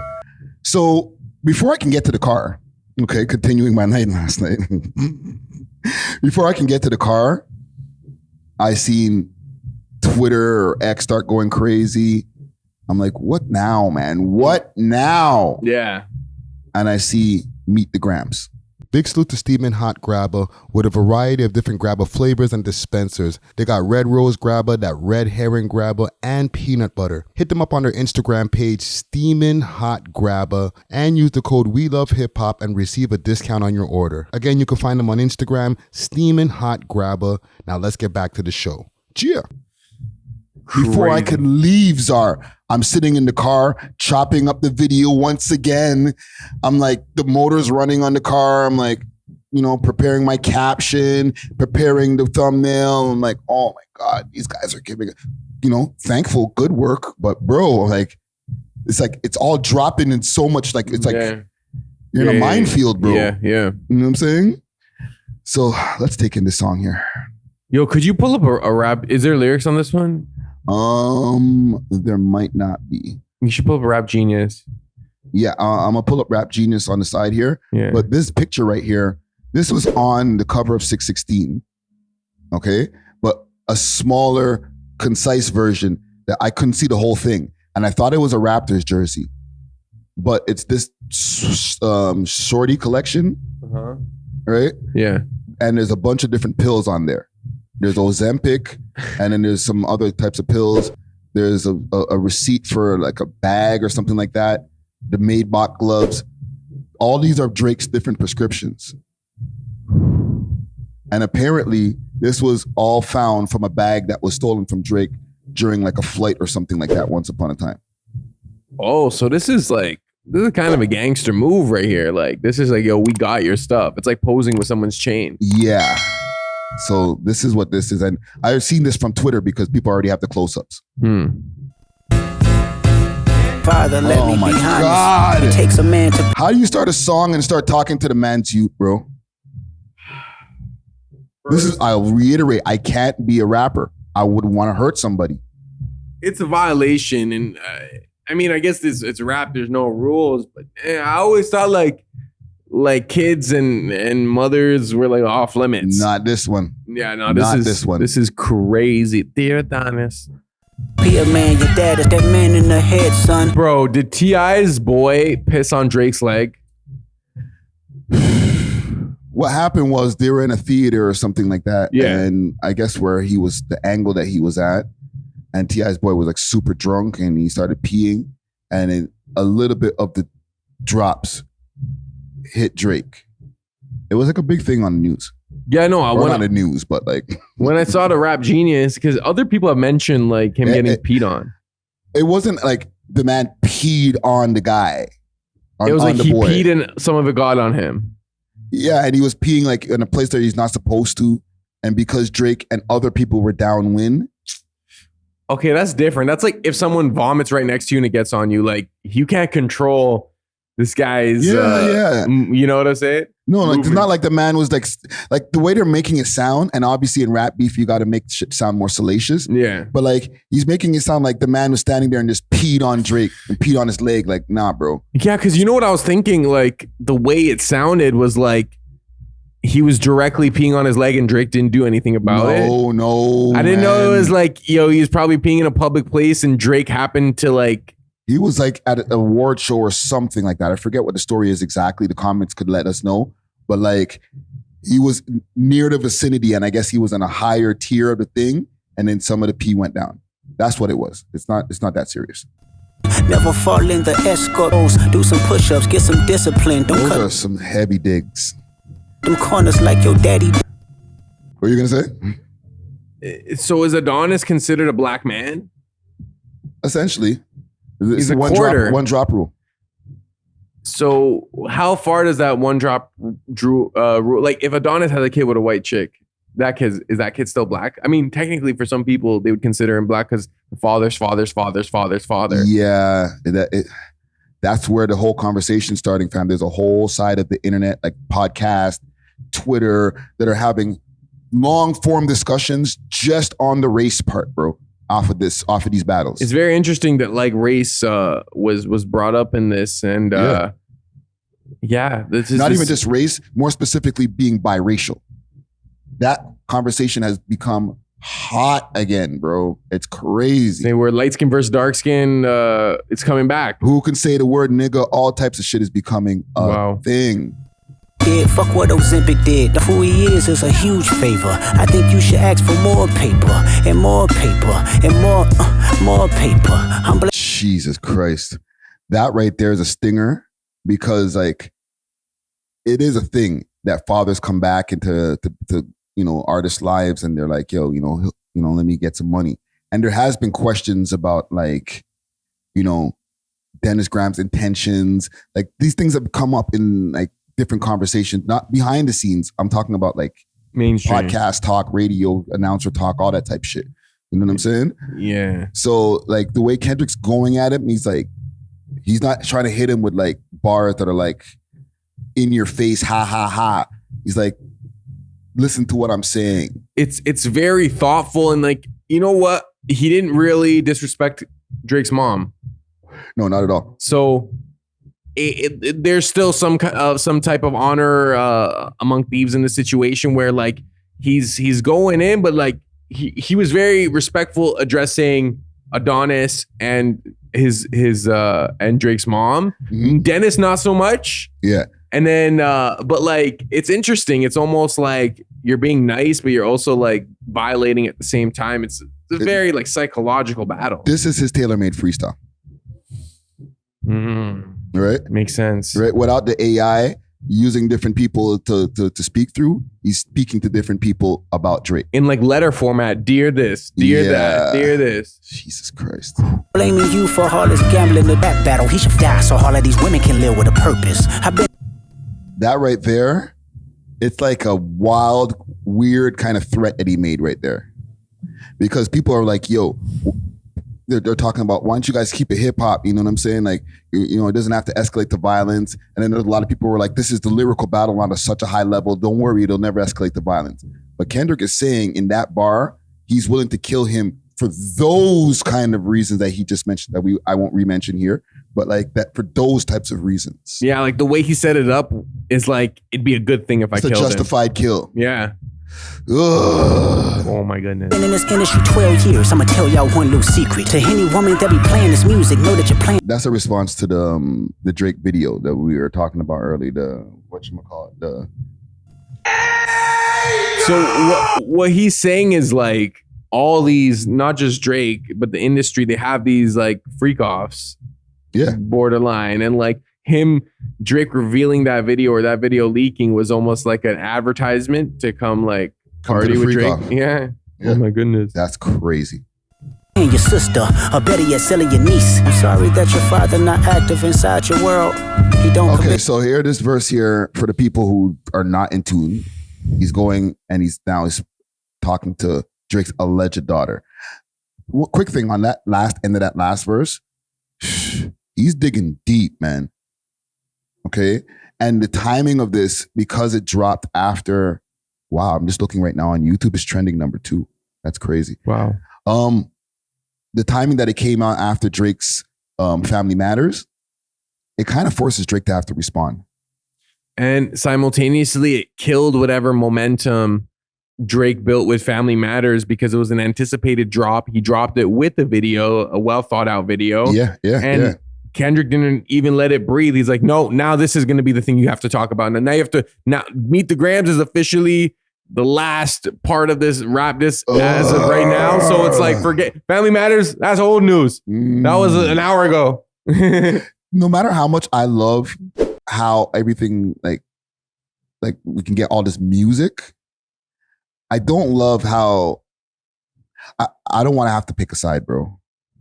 I don't want to be out, like we're here in Toronto. So obviously, we're expected to pick a side, but I made a rant or I had a rant earlier in the week talking about like, we can objectively like both songs. Yes. Without like being dick riders and shit like that. Mm-hmm. And he actually liked that video. You know what I'm saying? I think it's our job to stay as objective as possible because there's too much people on the internet who are not being objective. They're using their fandom to skew their decisions.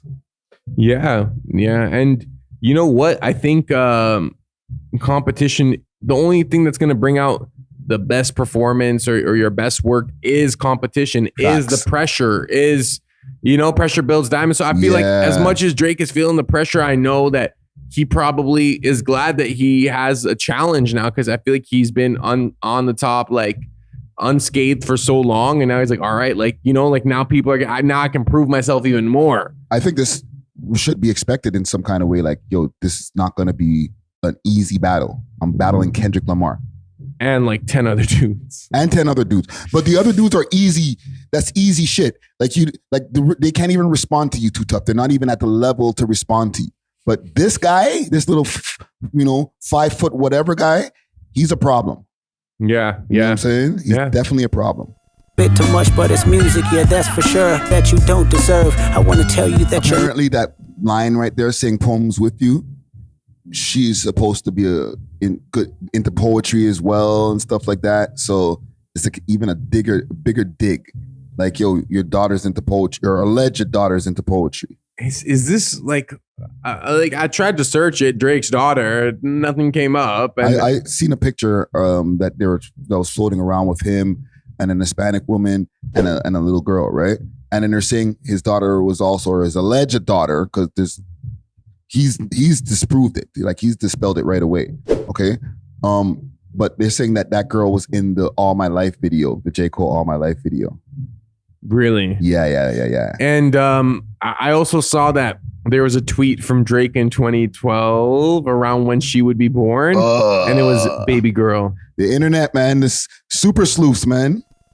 Loved, your bitch just play this song when it rains. Yes, he's a hit maker, songwriter, superstar, right? And a fucking dead beat that should never say more life. Meet the grams. Jesus Christ.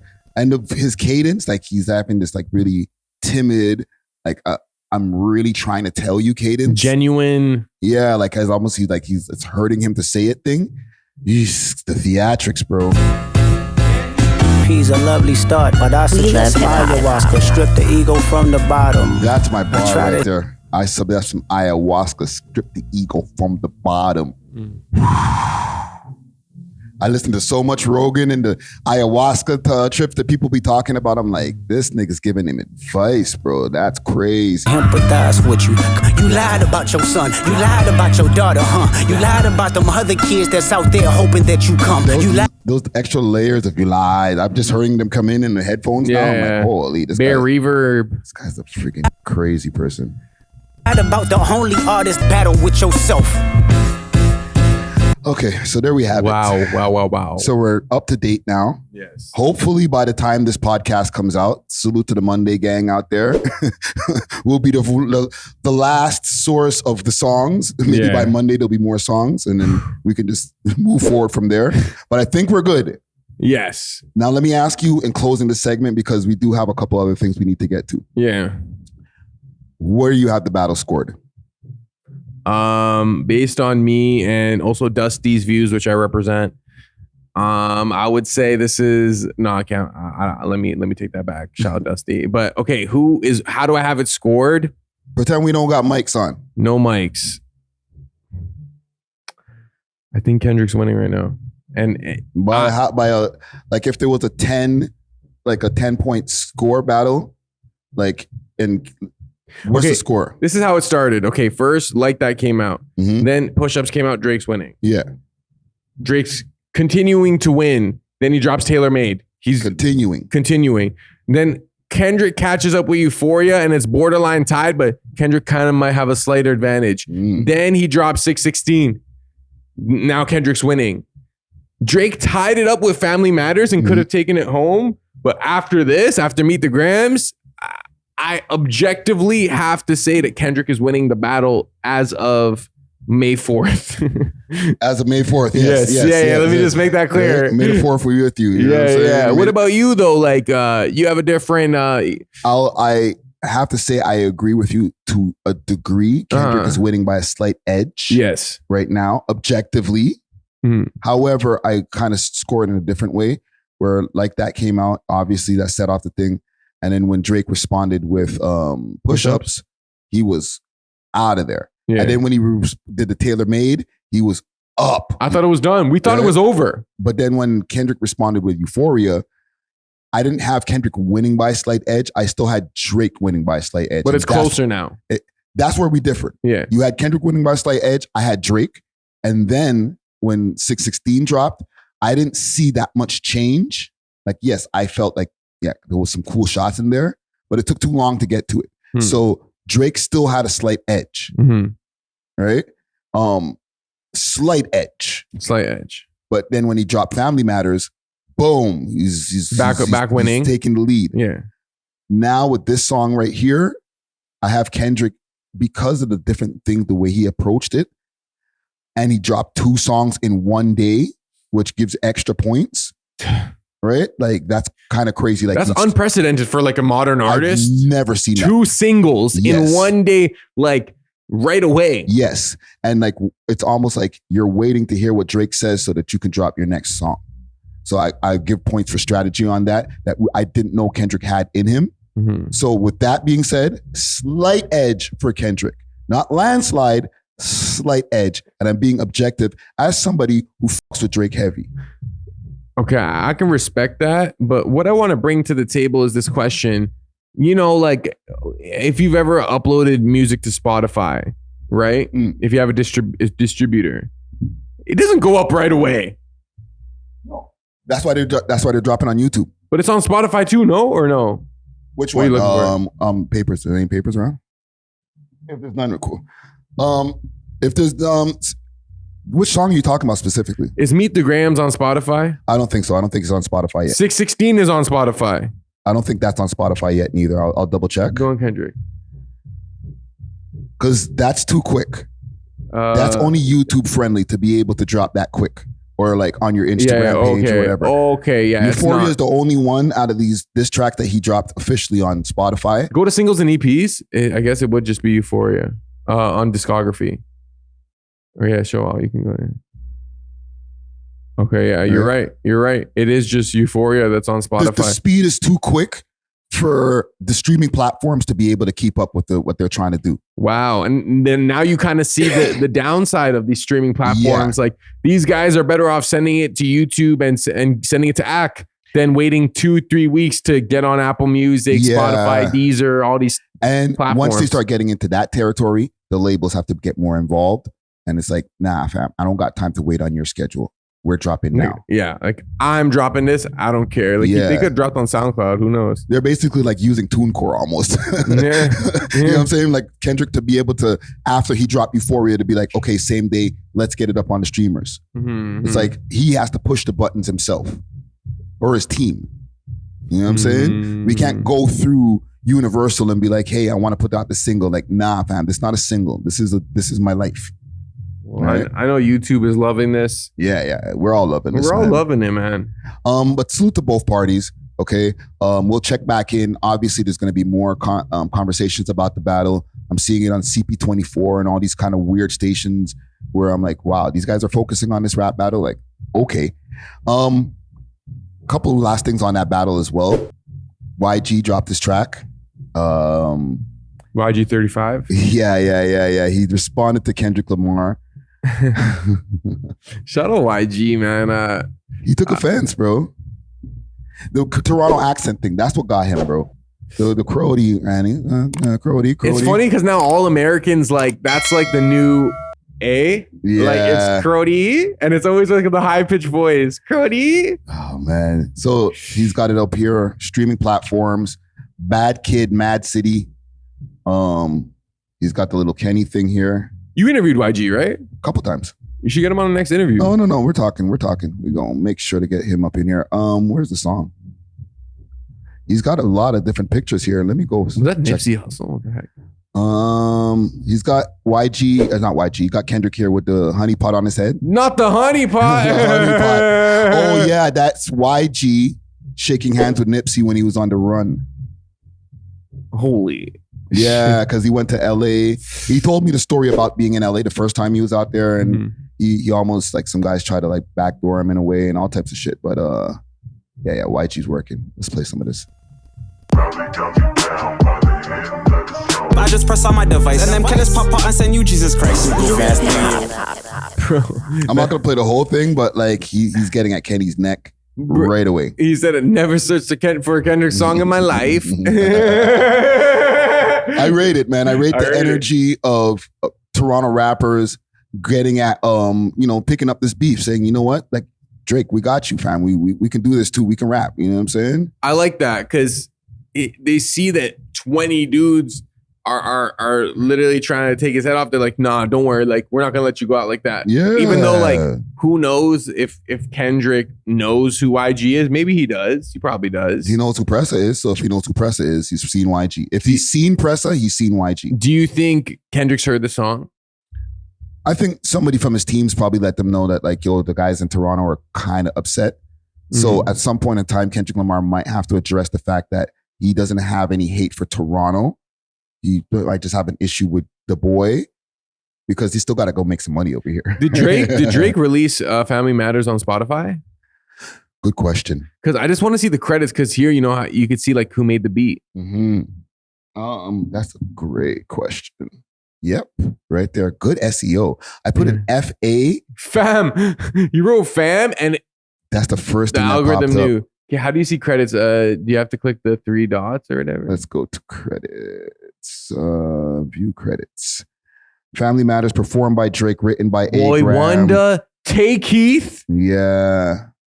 Mark Ronson and Keith Mitchell. Mark Ronson too? Wow, he got some heavy hitters on He got some of the best producers in the game. And he made sure written by A.W.O.L. only, nothing else. Yeah, wow. Shout out all those producers.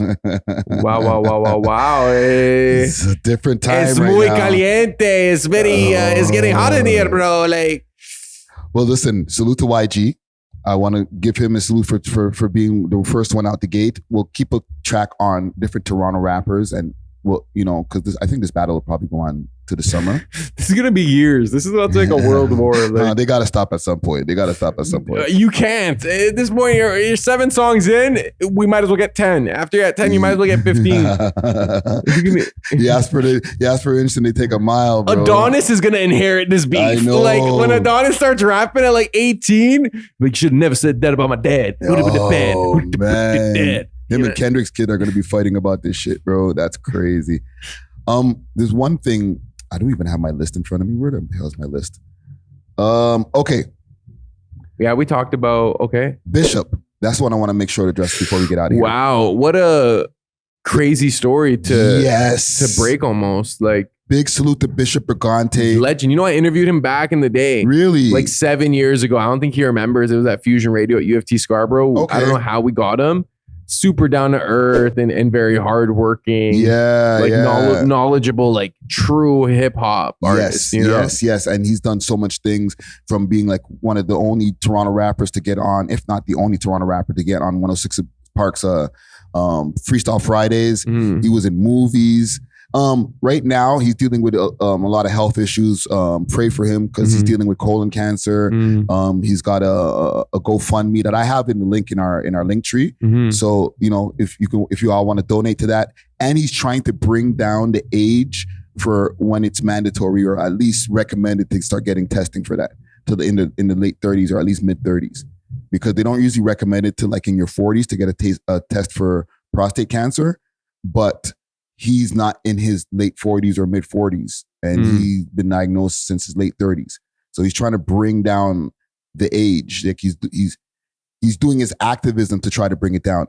But what he's dealing with right now, from the music side of things, is he wrote a hook with Nate Dogg years ago. They were supposed to use they had the beat from Cardinal Dangerous. Yeah. They had it first. Wow. And I guess they didn't use the song, and him and Nate Dogg wrote a hook to that. Okay. And I'm just recounting from what he was saying on his Instagram live.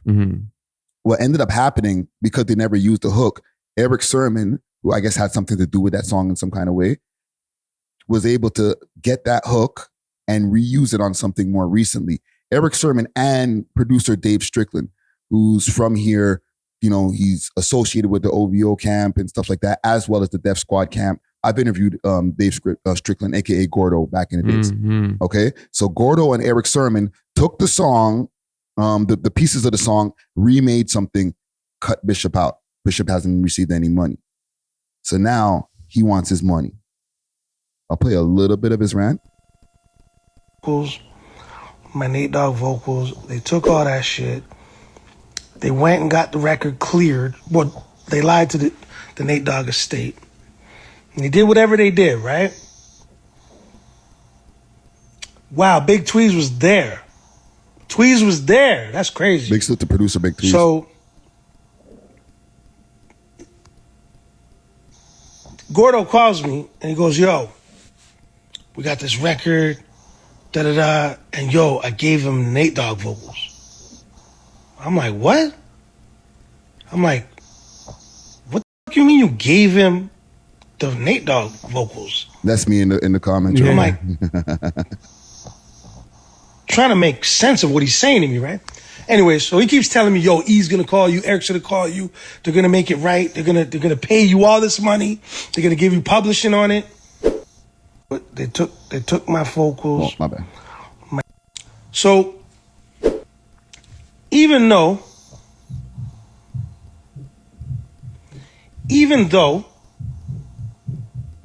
I'm upset at what's going on, I understand what the intent was, but even though I'm upset about what's going on, I'm even still thinking to myself, you know what? I'm easy to work with. I did the same thing with Cardinal's Dangerous record. The irony is the hook that they took. Okay, we don't have to explain that Chemo part. called me and said, yo, whoop, whoop, whoop, car thing. The business. What's the business? Don't call me about the weather. Don't call me about nothing. You took my shit. What's the business? Right? Watch me with the dollar signs. So he starts saying stuff to me like, Active. yo, you know, once an artist dies, all of their music goes back to the estate. Not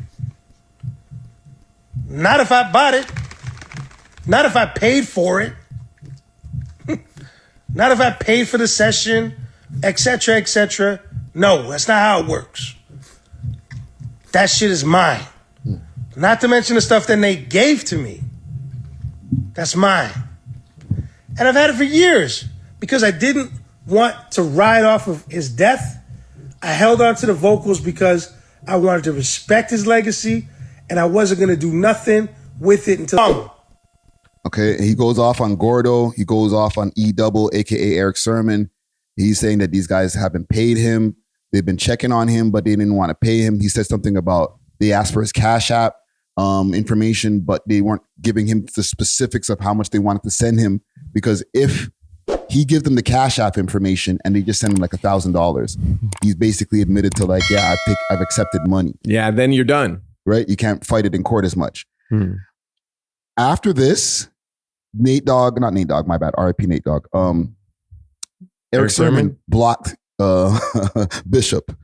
But I posted this is on my Instagram page. I don't know, this is like 12 slides or something, because I can do more than 10 slides on my page. And Erick Sermon blocked me too, bro. Oh, and prior to this, you guys had like a working relationship in it? No, I never had a conversation with him. He's reshared times that I've shared, you know, him on Drink Champs and little things like that, where he was bragging about making a bunch of money. I was like, oh, good for E.W.O.L. And then when he reshared my stories, I was like, oh, cool. Like a hip hop legend is noticing the page here. You know what I'm saying? Maybe in the future, get an Erick Sermon or EPMD interview or something. You know what I'm saying? But yeah, I'm blocked. I'm blocked, unfortunately. That is wild. That is such a funny way to deal with your problems. But if you're blocking us, you know, Bishop and I, specifically as far as this, is that an admission of guilt? It definitely shows like an extended level of concern, because I was just talking to my friends about this yesterday. Like, you only block people that really affect you. Yeah. You know, otherwise you can just mute, unfollow. But like to block someone, it's like, I don't want to see anything. It's like there's something else. Or if it's harassment, like I blocked a bunch of people, but you're harassing me. That's different, right? Yeah. You're not harassing me if you're telling me, yo, you owe me money. Where's my money? That's not harassment. You just want your money, and I'm being a dick and not paying you. You know what I'm saying? Harassment is like, yo, you're a goof, just saying whatever just to try to get under the person's skin. This guy's saying, I want my money. Block. Bishop's gonna have to take this guy to court, bro. which is probably a whole set of money too.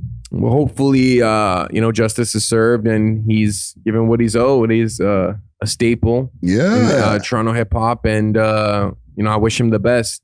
Yeah, me too, man. Like I said earlier, pray for Bishop with all the other things that he's going through. But I'm sure he doesn't need this compounded on top of everything else that he's already dealing with. Mm-hmm. You know what I'm saying? So salute to Bishop once again. I think we could wrap it there, bro. Yeah, man. We went crazy there. Fam, we literally covered one topic for 2 hours. That is insane. Oh my goodness. Yeah, I can't lie. We dissected literally almost every song after, from Euphoria, 616, Family Matters, Meet the Grams. Everything, bro. I don't even know what to lead us out with. You know what I will do? I'm going to lead us out because we the home team. We Toronto all day. Toronto versus everyone. Mm-hmm. You know what I mean? We're going to lead it out with push-ups. Let me play this push-up. Yo, before you do that, speaking of Toronto versus everyone. I forgot to ask you. Yeah. Comedy show, how was it? It's been good, man. They're open mics. Mm-hmm. I've bombed a bunch and I've landed some jokes, and I'm getting more comfortable on stage, and you're kind of seeing the stand-up crowd in the city. It's a little different based on the demographics. Like, I'm starting to realize what I think my best demographic will be is like Scarborough urban market.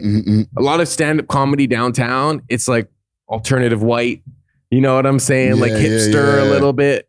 Not to say that that's not a great audience, but I'm honestly like, I'm really enjoying it. I told myself like, man, maybe you should just like not try. But I'm like, every time I do it, I want to do it again. Yeah. And every time I get a laugh, it's very infectious. It's a great feeling. It's also very nerve-wracking, but it's fun, man. I really enjoy it, and I hope to get better. And I know my first few years is just me figuring out how to walk. You know what I'm saying? So there's no rush. There's no pressure for me to like make money off it. I just want to perfect the craft and get better at joke telling. Yeah. But yeah, bro. So hopefully we can do some type of We Love Hip Hop, comedy night, maybe. Listen, fam, as you keep on doing your laps, bro, and you start rising in the comedy game, we get that popping, bro. Oh, definitely. And speaking of Toronto versus everyone, man, shout out to Moolah First. Who dropped a song with Six Fathers. Yeah, Genghis Khan. Who else is on there? Roni, Hoodlum, Pyrex. Yeah. I thought that was a reinvigorating song for the city.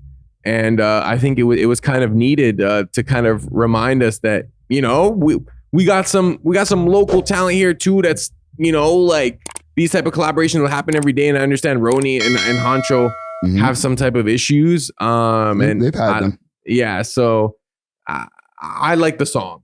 So shout out to everyone on that song. Well, you know what? Right there got us our outro song, man. Let's outro with this. We love hip hop.